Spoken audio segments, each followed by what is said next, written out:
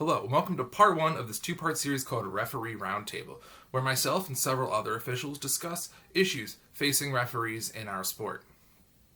Today, Christian Barnes, Ashley Dolan, and Fraser Posford have joined me to discuss the IQA changelog. Here in part one, we'll be discussing the supposed minor rule changes, which, as you can tell below by the timestamp, those rules are anything but minor. They have far-reaching consequences beyond necessarily just what happens on the field. It can also impact things that occur off the field. So these changes have a big impact. Even though they're minor, they have a big impact. So without further ado, here's what we had to say. Welcome to my first referee roundtable, where I have Christian Barnes, Ashley Dolan, and Fraser Posford here to help go through the IQA changelog and sort of discuss how we feel about it. So go ahead, Christian, go ahead and introduce yourself first. Hey, I'm Christian Barnes, Northeast Regional Coordinator, MLQ Referee Manager. I guess my refereeing experience, I feel most comfortable in the lead assistant ref role. I've been highlighted as, I think I'm the only non-HR to be highlighted in the Referee of the Month for USQ. I've refereed multiple regional championships, multiple USQ national championships, and I've refereed in MLQ. I was not able to ref closer to like finals and semifinals because my division has been in there. But I've refed a lot of different types of Quidditch. I have not refereed IQA, unfortunately, but I have watched a lot of the games and stayed relevant in a lot of those conversations. All right, excellent. Thanks for joining us, Christian. Yeah. And Ashley, what's your experience? My experience is ARing and SRing. I have not LAR'd or HR'd, strictly SR and AR, but I've refereed at Northeast Regionals and USQ Nationals. Excellent. Well, thank you again for joining us. And Fraser is joining us from across the pond there. Fraser, thanks for joining us. So what is your experience as a referee over there in Europe? Yeah, so I've been fully qualified initially under the USQ rulebook.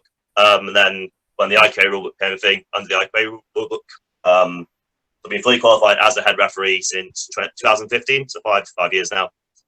And yeah, probably say overall I'm strongest as a head referee, but I've done a lot of assistant refereeing, including multiple European Quidditch Cup finals, and then the infamous World Cup final in 2016, USA, Australia.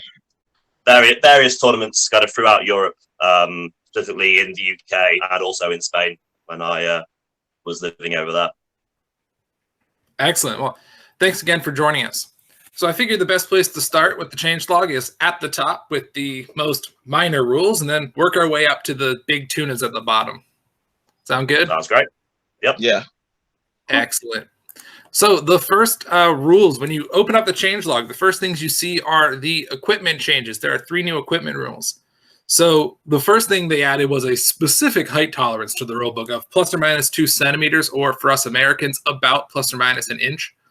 How do we feel about that? Do we think that was like a good, necessary thing to put in, or do we think that's like too much rulebook? We don't need all that. So I think it goes into like what is necessary for a tournament versus like what people actually use. I think that people's equipment end up getting warped a lot based on wear and tear, weathering, how you're storing it, and things of that nature. And I don't think that a lot of local tournaments are going to be making sure that the hoop length is like specifically up to par. That being said, like TDs who are making sure that they're as official as possible will be checking it. So I think that this standardizes it so that like the equipment that people are being used don't need to be changed as often, which I think is really good because it lowers a cost barrier for Quidditch. Because replacing a hoop set because it's gotten warped to above the dimensions that are necessary is just going to be difficult for people. Ashley, what are your thoughts on the hoop tolerance? This is super not my expertise. I think I just need to, I feel like some of this stuff is like in practice, I might have a different opinion versus like initial take. As far as like usually stuff like that, I don't really want to talk just to talk. I don't have an opinion on it. That's okay. It's important to admit when you don't have a strong opinion. Fraser, do you think that's going to impact a lot of the equipment IQA teams use, or do you think their equipment's already fine? Yeah, I think across the board, like especially at the major tournaments, like it's all pretty standardized. I know Quidditch Europe uses essentially the same equipment for the European Championships, and then a lot of other countries have kind of copied the model of hoops that they use there. So I don't think it's really an issue as such. Yeah, again, as Ash said, it's not. I think with this first kind of change in the Changelog, it's not really my area of expertise, but from what I can tell, it's not something that's overly controversial, should we say. Fair enough. Now, one thing I have seen a little controversy about, especially from UK players, so Fraser, I think this is your expertise, is that broom requirement. Yeah. A lot of people saying their brooms are now illegal. What's going on there? Yeah, this is kind of my biggest gripe with the Changelog. So I'm going to go into a bit of a rant mode now. So obviously changing the broom length. From what I understand, it's kind of on average longer than most brooms. So I was discussing this with some of my teammates the other night, including members associated with the UK national team.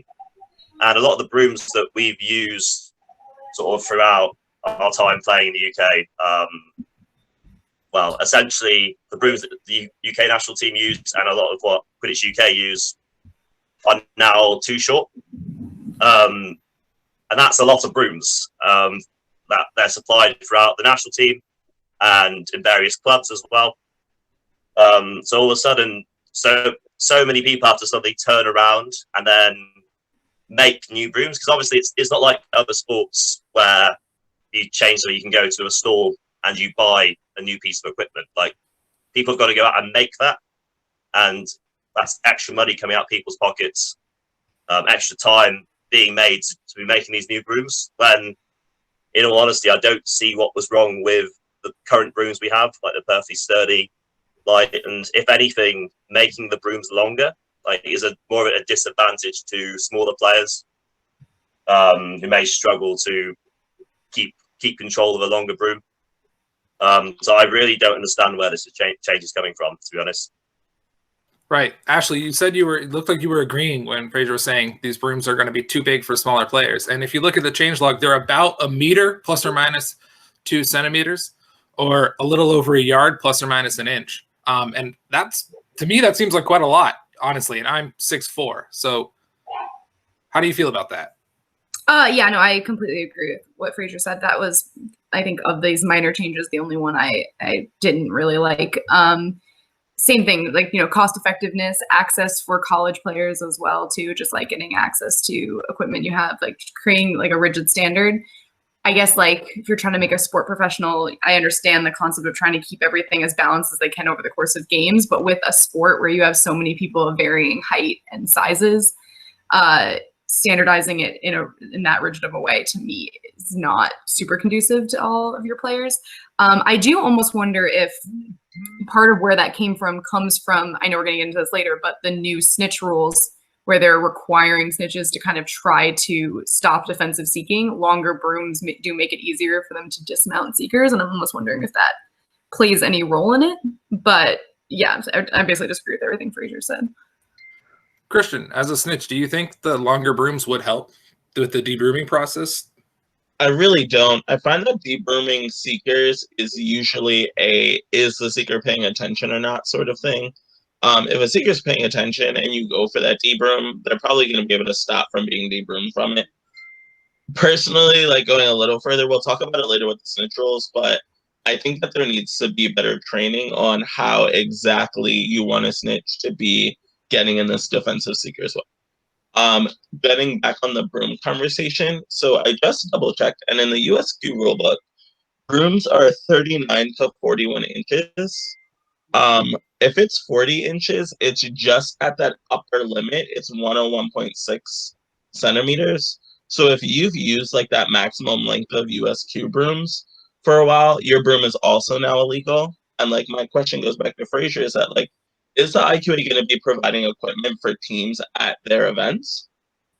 Because if not, then are they going to be measuring every single person's broom? What are you doing if a team shows up and their broom is like just over these limitations, which would be legal in their own NGB?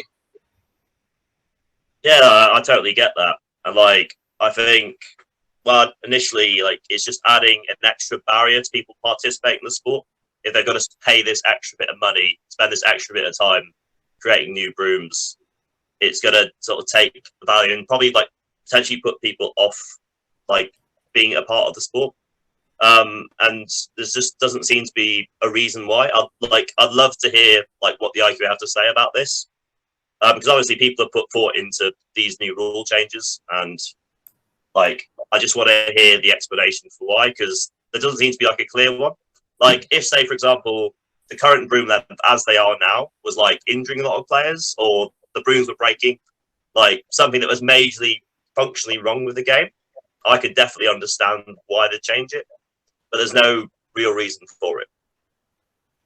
Yeah, I can't say I've seen a lot of PVC brooms snapping. I mean, I've seen them bent into a U shape by snitches without snapping. So yeah, I don't know why it's been standardized to this. I know in the US, when you buy PVC pipe, it comes in 10-foot chunks. And so like Christian says, if you divide that into 3 1/3 feet, it ends up being about 101.6 centimeters. So maybe that's so that people can get 3 brooms out of a chunk of PVC pipe. But yeah, I don't know that I have a good reason. Yeah, I almost wish that and I almost question, did they do research asking people to measure the brooms that they use? Because I think creating a gap that is the minimum that they got back to the maximum would not have changed it a lot. I think if you add 1 or 2 centimeters to each side, then people would not have illegal brooms. And is that really changing or making the game otherwise biased in any way? Yeah. Also from a playing perspective as well, having a longer broom is going to be that bit heavier. It's that bit longer. I used to have a longer broom, but it's illegal now because it's covered in tape. So that's on to one of the other changes. But I measured it and I was it's basically most of a bludger's width, longer than what was broom I use now. There's all that extra room to be hit by a bludger. And then obviously when you kind of try to make athletic play, especially when you're jumping up for an alley-oop or something, that brings me that bit heavy and that bit hard to control. So if anything, it's kind of taking a bit away from the gameplay of the sport and making those plays harder to make. Yeah. Yeah. I don't understand at all the tape rule.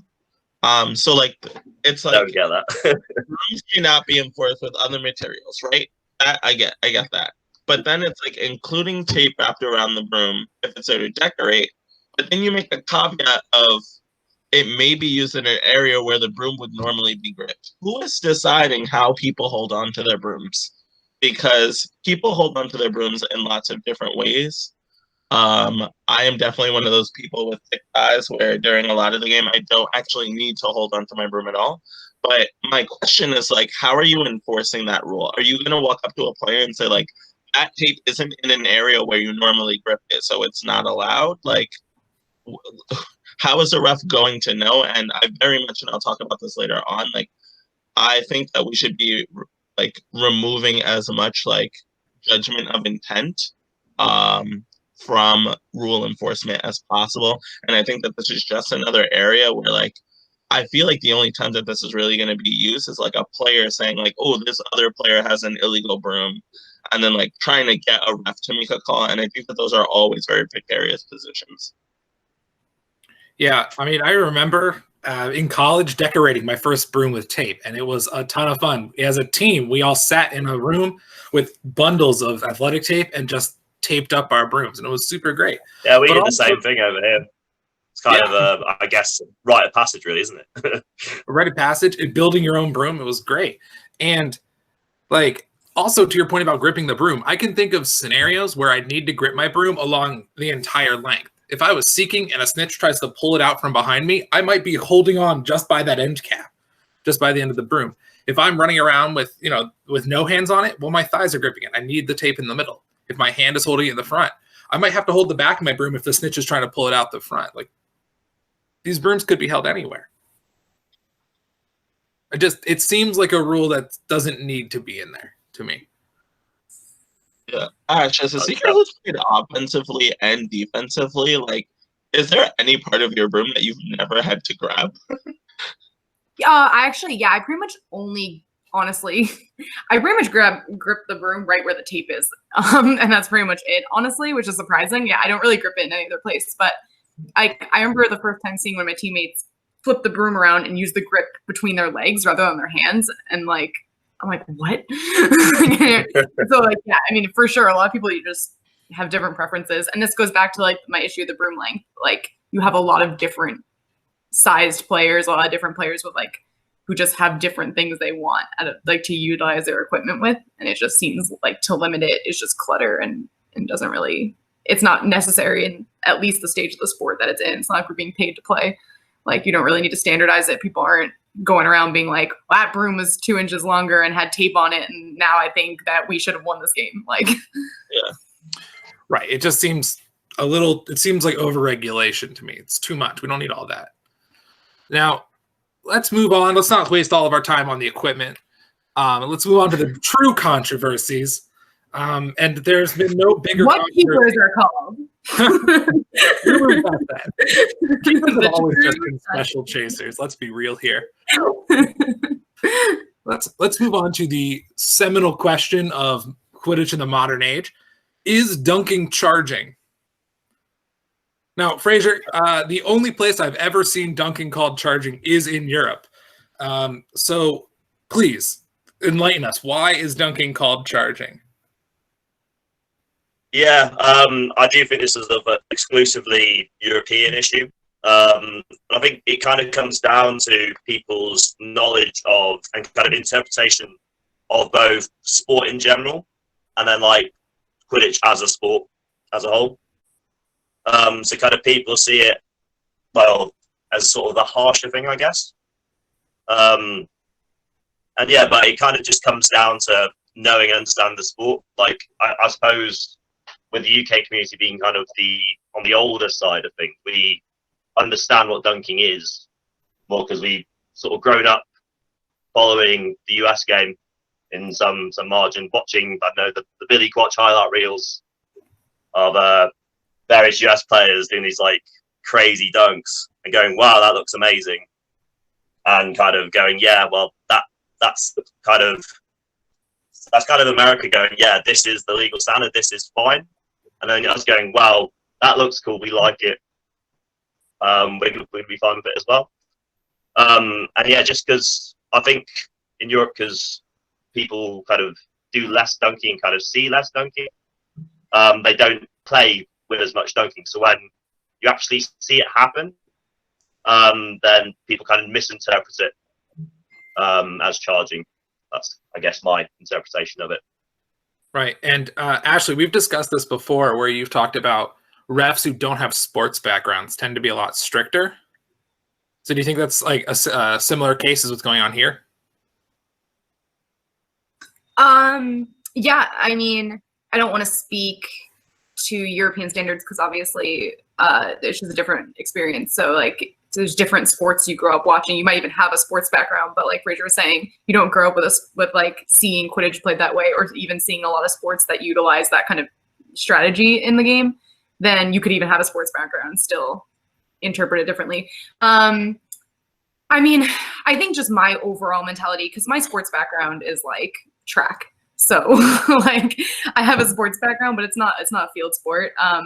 I like played some rugby and some volleyball and basketball like in school, but like my sports background is track. So for me, when I watch the sport and I rep the sport, I operate very much on the let the kids play unless it looks like you're doing something dangerous kind of a thing.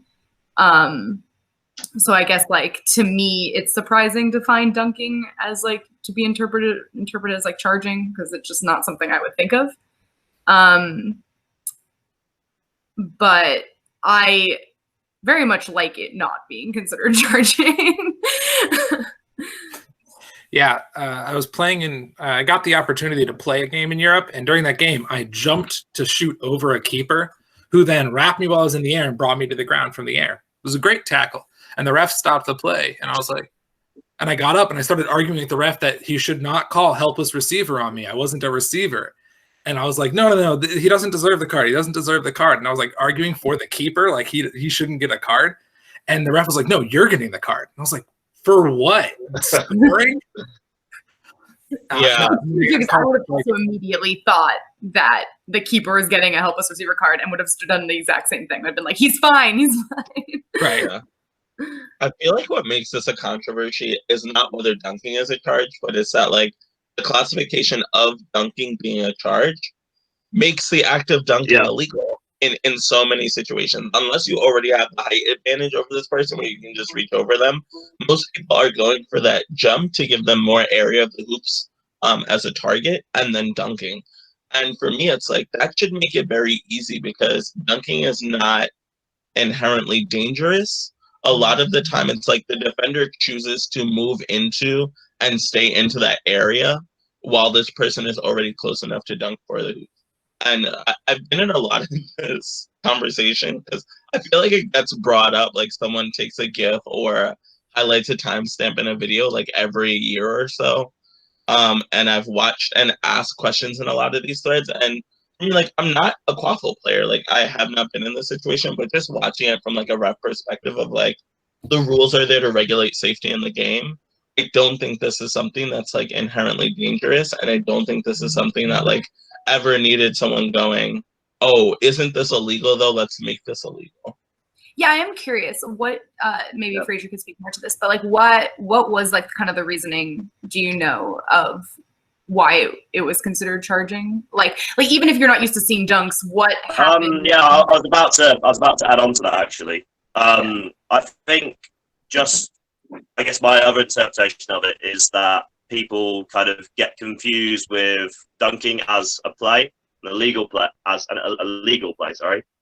And like jumping into contact as an illegal play, and just kind of mixing the two up. So like with jumping into contact, at least my interpretation and how I ref it as a head referee and as a quaffle player head referee. So I like to think is kind of my area expertise within the sport. Like it's confusing, like spearing when you like come off your feet, lower your head, and like take someone out versus jumping up and over someone. As a snitch who's been speared, and a beater who's been dunked on just because of where I was defensively, one is very, very dangerous, and the other is more of like, you very much could have moved out of the way if you had been paying attention, and you were just like an obstacle there that they moved over. And I honestly liked dunking more than like people trying to charge through you and score like at equal level. I've definitely seen a lot more dangerous plays where the person is like, I'm just going to like move through you to get closer to the hoops.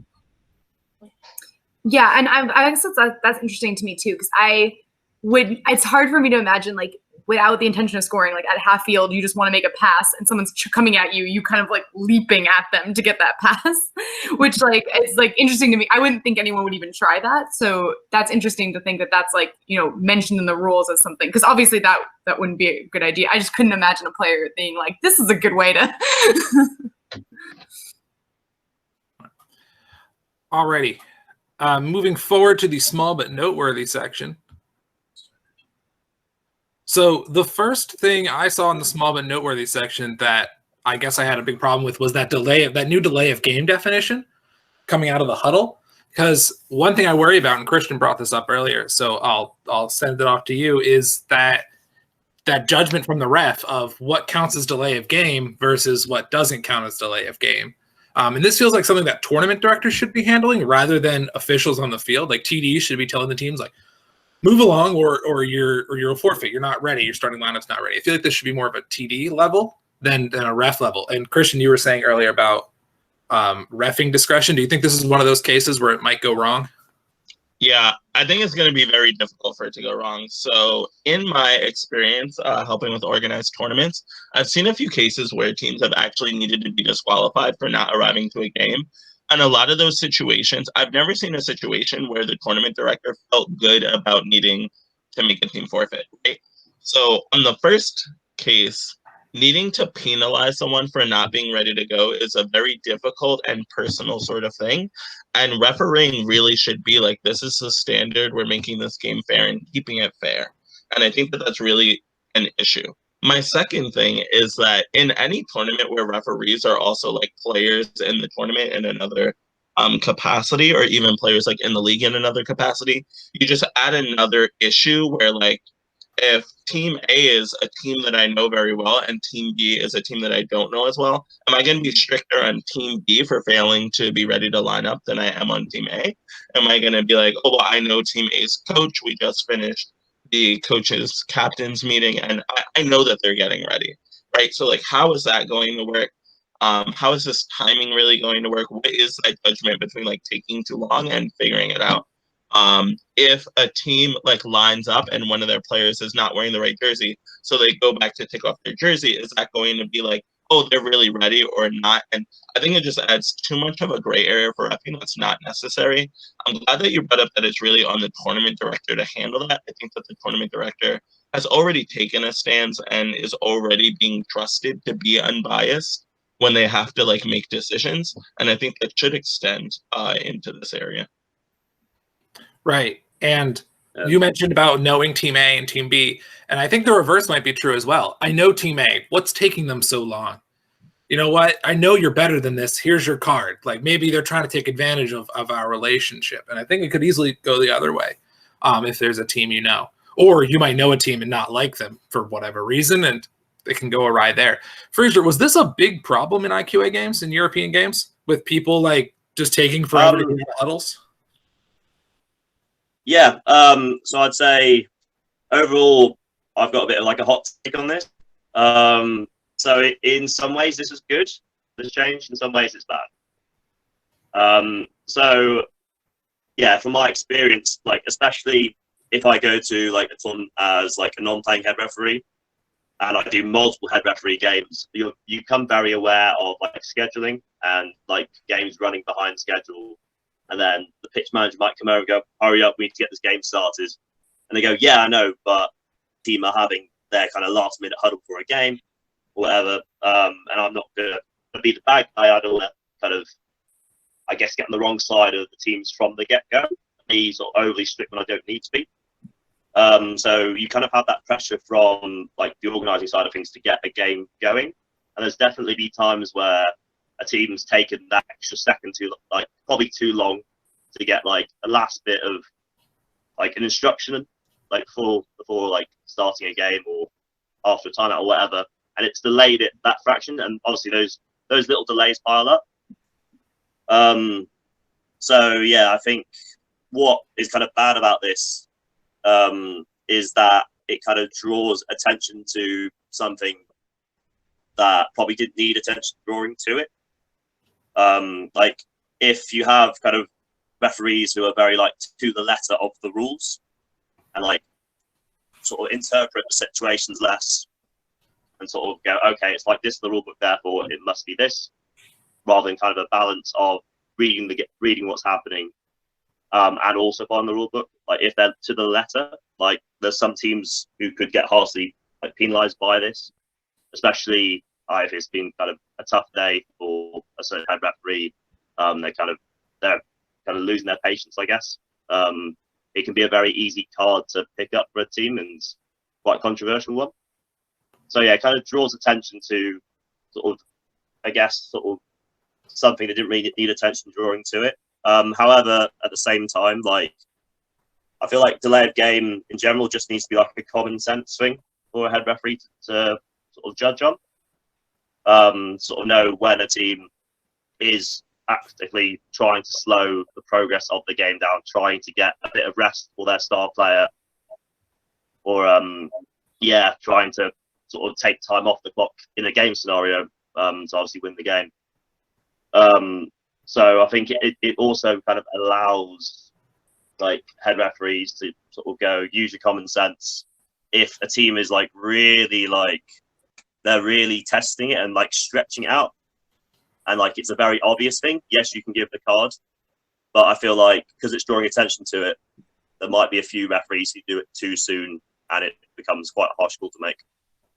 Yeah, I saw a comment on Facebook. I don't remember who did, and even if I did, I probably wouldn't say their name. But they were like, "Oh, this makes my ref heart so happy. I can't wait to give so many blue cards." I'm like, "Why? Why is that the attitude to take when a new rule?" Like, as a referee, you don't want to be going around giving cards. Like, you just want the game to happen. I have quite a representation in Europe as quite a card happy referee, but in my eyes, I give the cards when they're deserved. And kind of how they affect gameplay. Like, I don't want to give those cards, and like the best games I tend to have is when I don't have to give a single card and the game just happens and people enjoy themselves. People are happy with me. People are happy with the overall experience of it. So I don't see why you'd be wanting to give cards for this. Right, and I have somewhat of a reputation, I think, as a strict ref. I've refed Ashley and Christian, so they can disagree with me if they want. But I think I have some. Probably disagreeing. Andy. I'm gonna disagree. You're not a strict ref. All right, I have been told by several coaches in the Northeast and the Great Lakes and the Southwest that I card too much, and I give like 2 to 5. I define you as a fair, like a very balanced and fair ref, because you actually listen to what players have to say, and then you make a call, and you don't waste time, which is all I actually care about. Thank you. But like I've heard people say I give too many cards, and I give like 2 to 5 a game max. And I've been in games where I've seen refs give like 10, or like one time I saw a ref give 21 cards in a game. And I was like, my jaw was on the floor by the end of it. Yeah, I want to pose a question to Ashley. How do you think that this rule and like watching a team sort of like get a card for like not being ready to start is going to be viewed on the spectator end, and or like newer players trying to come into the sport? That's a great question. I'm trying to think of like the time. I've never been a spectator of the sport without being a player, so it's like hard for me to think from a truly spectator perspective. I think I'm trying to think if my parents came to watch me play and they saw my team get a blue card getting ready, they would be like, "What?" I could see my dad probably add something to this if you want. What? I could probably add something. So I'd say for me, especially like sort of anecdotally amongst, so obviously, I've been around like non-playing people at tournaments, and because they don't really understand the game anyway, like any kind of cards, especially blue ones, because blue's only existing Quidditch, like they don't seem to understand.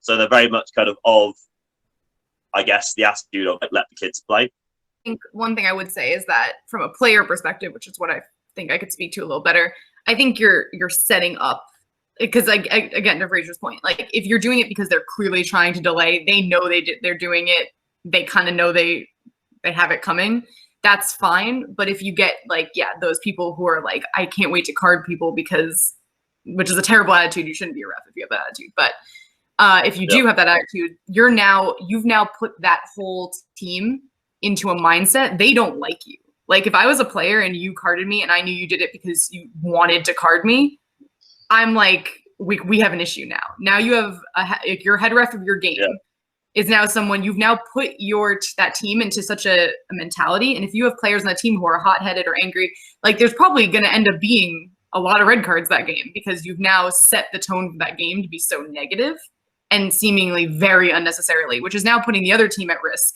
for injury too, because if you have players playing for injury, there's a lot that just seems problematic and unnecessary about it. So jumping back to something you mentioned before, Fraser, and I have seen this before, where like the tournament directors, the people who are organized that like run a show for the entire day, will like say to a head referee, like, what's taking so long? Like, why isn't this game starting? Or like, we're really behind, to the head referee. And I actually vehemently disagree with this. I've been a tournament director for a number of years. I served as a head referee this year for the first time, but I've been a referee on games. I usually try to show up like very much before the game starts, because I don't like, if I as a referee am holding a game up, but I don't like this passing of the responsibility on a head referee to also be like keeping the entire tournament on schedule. I think that it puts extra pressure on a head referee, and then like going into the game, there's already a little bit of bias there, right? Like they're going to be thinking about doing things faster, and faster is not always more efficient when it comes to refereeing. And I dislike that. I understand that like we still need to work on getting referees across the board to like lower the amount of time in ref huddles and lower the amount of time like to make a call. But that's because a lot of the time there is no more new unique information you're getting. That's what the issue is. It's not about the time component, it's about an efficiency aspect. And I don't think it should be on referees to keep the tournament going. My other issue with this is that like you're giving a blue card, right? Like for that, and like who's taking responsibility for that? Was it like one of the players who's on that starting line that caused the game to be delayed? Was it the coach getting the team together that did that? And I just think that like this isn't something that moves towards like more fairness or more safety for the sport. Honestly, I think the last point here, I'm having flashbacks to that NCAA like no dunking before a game technical foul. And so in college basketball, there's a rule that says you can't dunk in the pregame warmup. And there was I think it was a March Madness game where a player dunked in the pregame warmup and they assessed the technical foul, which in basketball is I think a shot in the ball, or I think it's a 1-and-1 in the ball. And that team, so the other team made one of their free throws, started the game 1-0, and then won by 1 at the end of the game. And so I'm imagining the same thing happening in Quidditch. You give the blue card before the game, and then they score on the power play, and now suddenly that team wins by 10.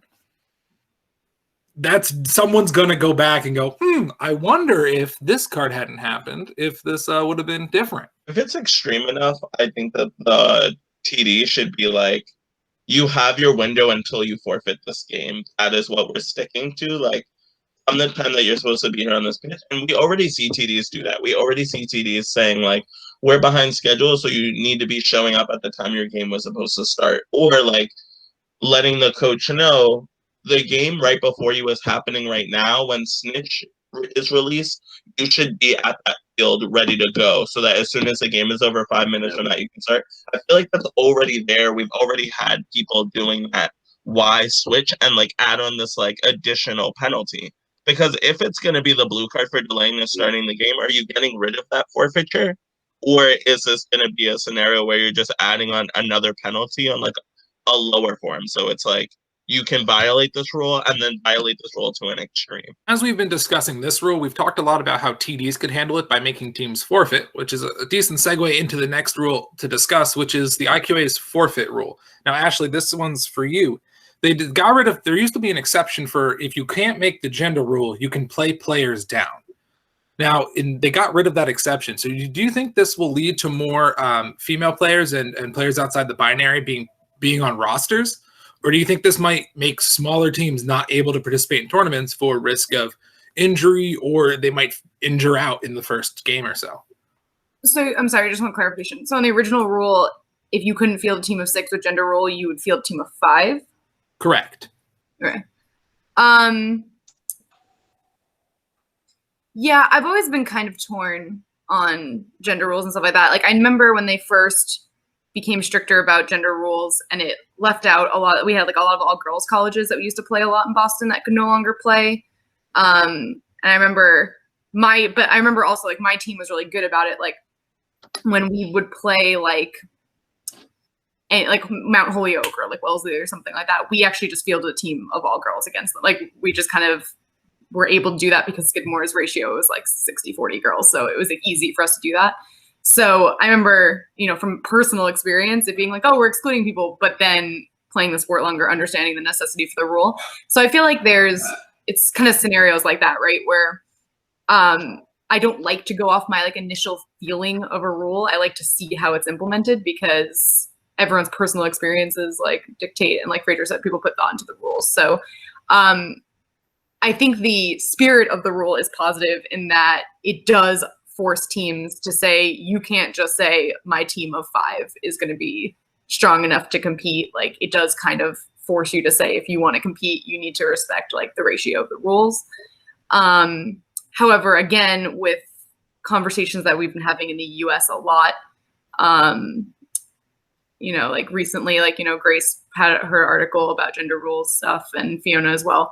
There is something to be said for how women are treated in the sport, specifically in the US, that we're trying to, work on and improve upon. So retaining women and gender nonconforming players in the sport, if they don't continue with the sport, does that mean we should be discouraging players? Does it mean will this force us to work on that issue more? Is that issue even prevalent in IQA? So maybe that's not even part of the discussion.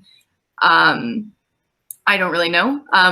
For me, the rule seems positive to me in that it's encouraging the retention of female and gender nonconforming players. But again, kind of comes down to seeing it in practice. But I do like the spirit of the rule.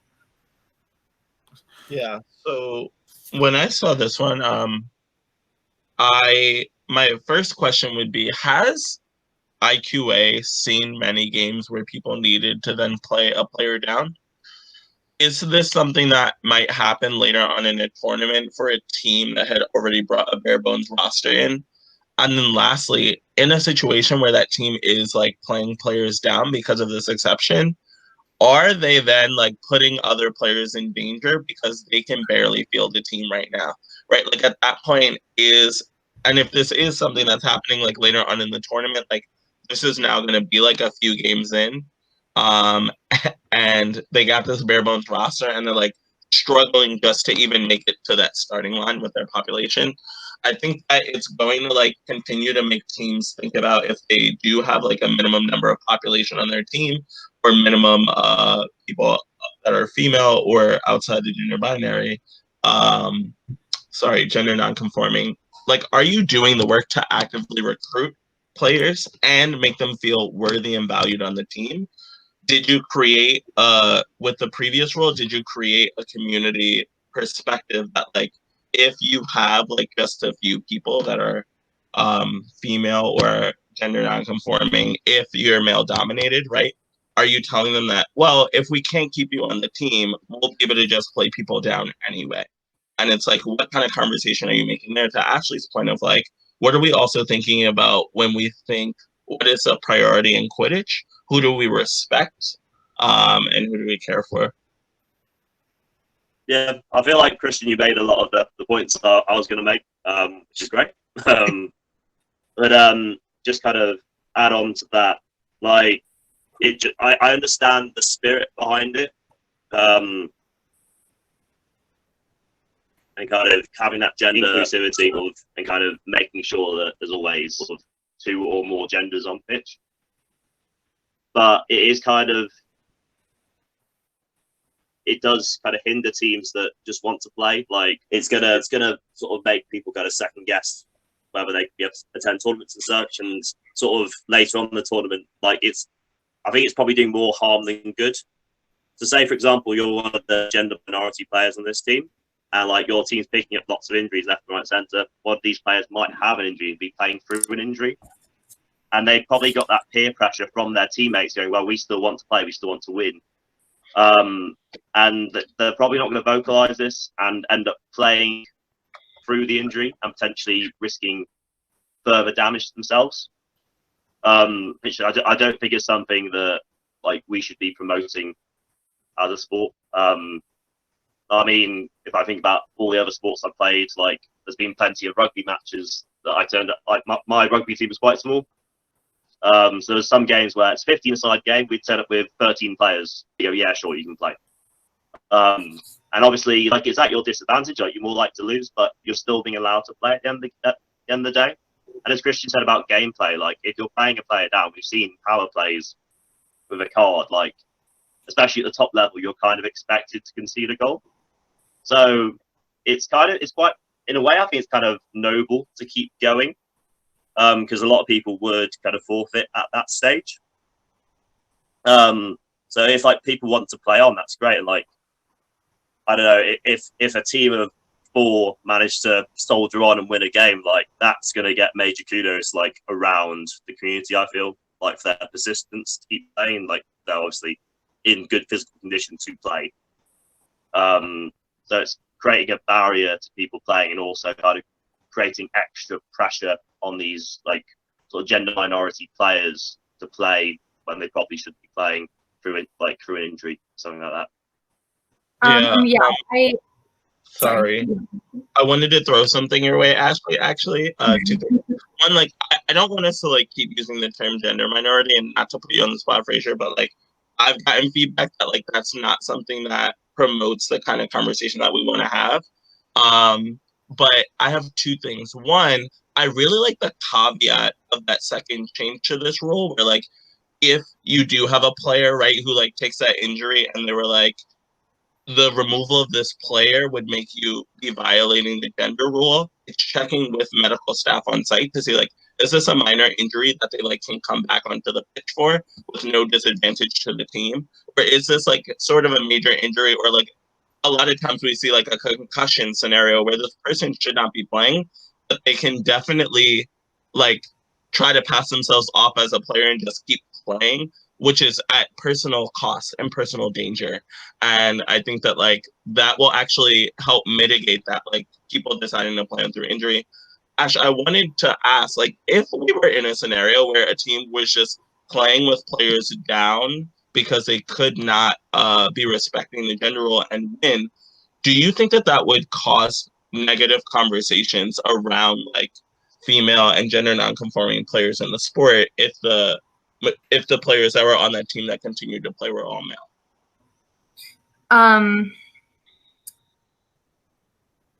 That's a good question. Yeah, sorry, I don't give you hard ones. No. I like to think before I speak. My instinct is no. For me, I wouldn't. If I saw a team playing down, I wouldn't think like negatively of them. But I do think my issue is the larger conversation, because I wouldn't think anything negative of that team, but it would make me think of the larger issue of why did you not value or consider the importance of having enough female or gender nonconforming talent on your roster such that an injury prevented you from being able to meet gender rule. Like, you should be thinking, you have a 21-person roster. How many top teams play through all 21 of their players in a tournament? Other than, like, if not, like, I mean, you do it because, like, maybe your coaches are like, oh, they practice a lot, they deserve to play, but it's almost like pity playing points. Like, you don't actually play all 21 for their value. At least I don't think teams often do that. So if you're not playing all 21 for their value and your top two lines can play whole tournaments by themselves, you should be putting enough female and gender nonconforming players on your team so that if people are injured, you have people that you can play. And that goes back to retention in the sport, value. Because, like, again, if you're like, well, we already have top female chaser and beater, we're not going to put our effort into our second line female chasers and beaters as much, or our third line female chasers and beaters as much. And you're not putting value into those players. That's why you're not keeping the retention. This will force you to value your younger, newer, less developed, or like just less athletically inclined players, and force you to actually treat them as top members of the team and give them the practice they need so that they are of value to you on a team if you do have an injury, or like if you want to go deep into your lines. Like, I think that the spirit of the rule in that capacity is really positive. Yeah.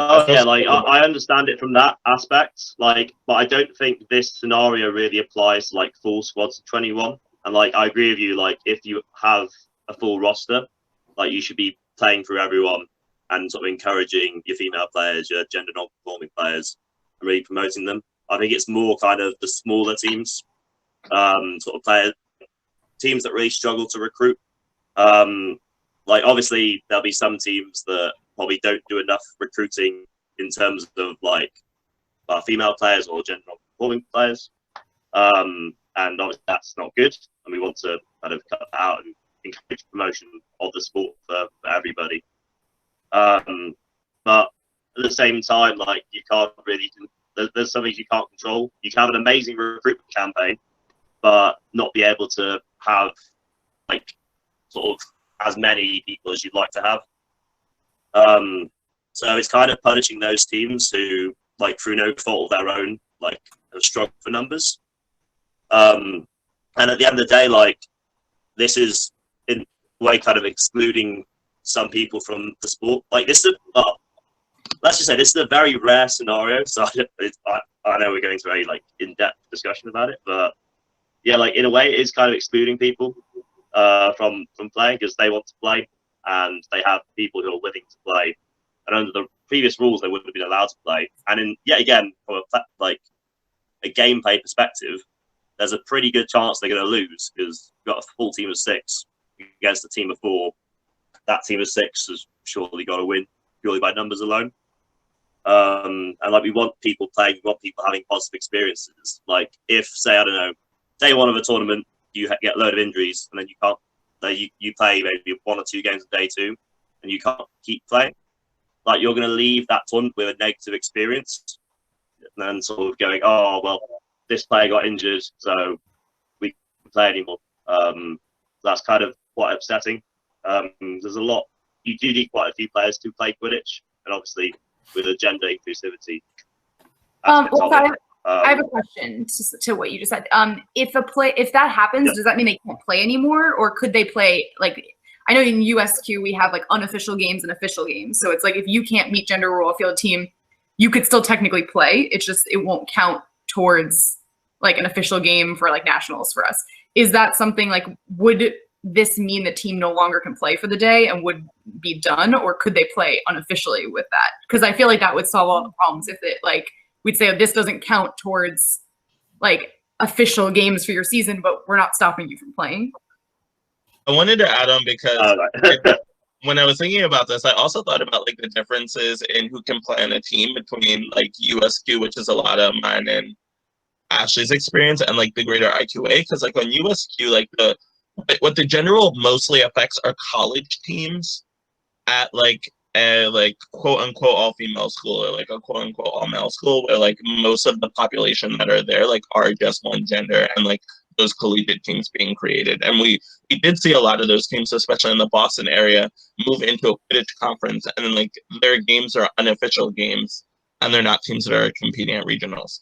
With the way that team composition rules are for the IQA, are there any recruitment barriers that block sort of gender coming in, or is it that like these are teams that the IQA maybe should also be supporting in like ways that they're recruiting for their tournaments? I'm not really sure how to answer that question. To be honest.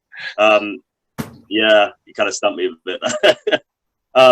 Yeah, I think recruitment is, well, it's a massive thing with the sport. And to keep going, we need new players coming in every year. So anything the IQA can do to promote promotions of like certain types of players joining the sport, or just people in general join the sport, like it's beneficial. I also I didn't answer Christian's question correctly earlier, so I did just apologize. I want to apologize for that and then just answer it correctly because I did misinterpret it.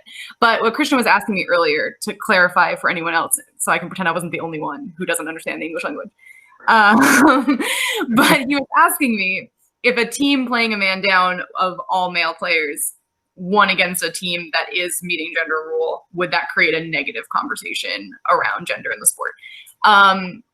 Which is different than what I was answering. So I think for sure it could. You could definitely have like, there's going to be like someone out there who's like, it proves that 5 male players are stronger than 6. Like, yeah, for sure. You're going to have like people who might use that. I guess I personally have qualms with creating rules around those kinds of people, because personally I just think that they're not worth listening to or worth my time. And you're going to have enough people that are going to sit there and like take 5 minutes to be like, this is why you're wrong, and figure out if they're going to keep going. That's just like, take a gender studies course. I don't know what to tell you. But yeah, no, I mean, for the most part, I think, yes, it if there's negative conversations come up around that, that's definitely not good for the sport. It's definitely not positive for female and gender non-conforming players new to the sport to come into it hearing those kinds of conversations, or for players on a team to feel like having more players on a team was almost like being treated as a hindrance rather than the obvious advantage having more players is. However, I don't know if that is a strong enough argument for me to say a team that unfortunately couldn't bring enough people to a game but really just wanted to have a good time should be not allowed to play for the day. I don't know if that's a strong enough argument for me to say that I would want to take away that team's ability to just still play out the day and have a good time at a tournament. But I think it's worth acknowledging and having a conversation about. We're not advocating for teams turning up with like one gender. So like, obviously, like if you can't field a proper roster from the start of the tournament, like of course, like you're not going to participate. But it's kind of those very rare scenarios in a tournament, basically. I mean, I love my underdog story. If you lose 6 players to injury, I'm all for wanting to watch you try to win the tournament. Believe me, like that's entertaining to me too. I think the closest I've ever seen this situation is on penalties. I've seen twice teams get reduced to 2 players on the field for penalties and like still trying to play. And it is a sight to see 2 players somehow score on 6 players who have, 3 bludgers at their disposal. But Australia if you're versus Ireland, 2016. yeah, that's one of the 2 games I've seen that in. This is where everything's so situational. It just comes down to like, is the intentionality of the rule being abused? And the problem with people who on a rules team, like the harsh reality of it is that they have to make rules that try to eliminate people taking clear advantage, people clearly just being ill-spirited. And that's kind of your job, is try to like find these loopholes and eliminate them. And so like it's very easy for us to nitpick all the ways a rule could go wrong or be used wrong, or it's unfortunately just the nature of that. So it's very easy to pick apart. But I think I do want to acknowledge that overall, I think that the rules team did a great job, like putting thought into their rules, really tried to actually listen to like what the players might want. I think the rules are very player first centered, which is how I want rules to be. So I do want to like commend them on like the overall job they did. I think overall it's good. So thank you for watching part 1 of our 2-part series, the Referee Roundtable on the IQA Changelog. Part 2 will be coming out shortly, so please go ahead and watch that. We're going to discuss the significant and major rule changes. Also, if you've watched this far, you get to meet Boo. Hi, Boo. Boo, say hi. She says hi.